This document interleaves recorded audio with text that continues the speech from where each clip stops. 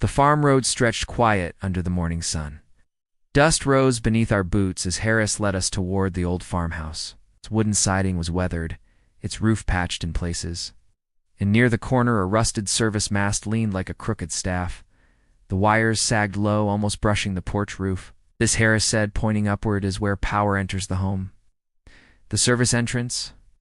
And today, apprentices, you will learn to build the gate of power. Maria shaded her eyes. That mast is barely standing. And the drip loop there isn't one. Exactly, Harris said. The service drop from the utility pole should enter through a weatherhead with drip loops to shed rain. Without them, water runs down the conductors into the meter, into the panel, into disaster. The foreman's voice cut sharp. Clearance.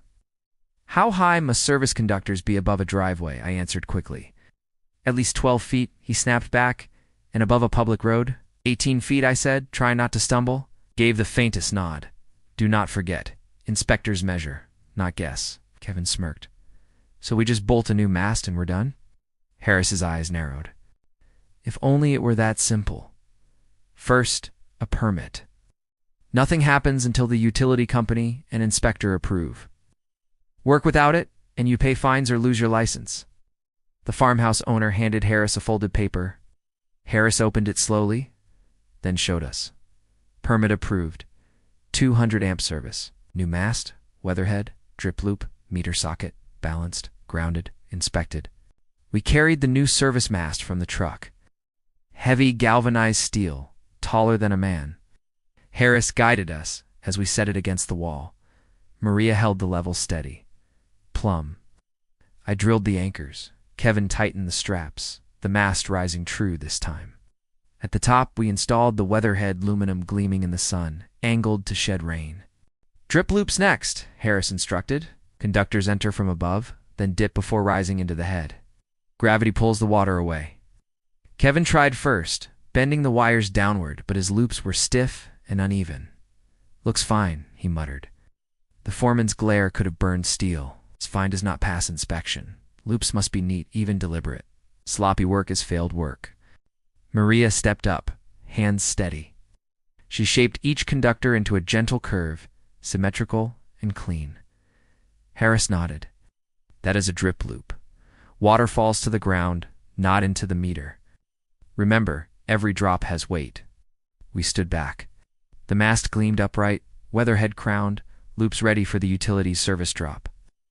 Just then, a truck pulled onto the dusty road. A man in a gray jacket stepped out, clipboard in hand.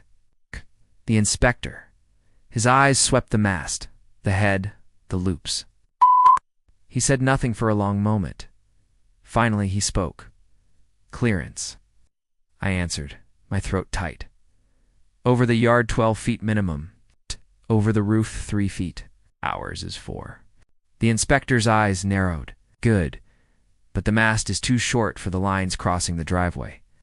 You will need an extension, Kevin groaned under his breath, but Harris silenced him with a glance. We'll correct it. The inspector circled the house once more, then stopped at the permit taped to the wall. He pressed his stamp onto the paper. Preliminary approved. Finish the installation, I'll return for final. As he left dust trailing behind his truck, Harris turned to us. You see, apprentices, the service entrance is more than wires and steel. It is the gateway between the utility and the home. Clearance, weatherproofing, permits each detail, carries the weight of law. The foreman's voice rumbled low. Remember, inspectors are not your enemy. They are the guardians at the gate. Respect them, or they will turn you back.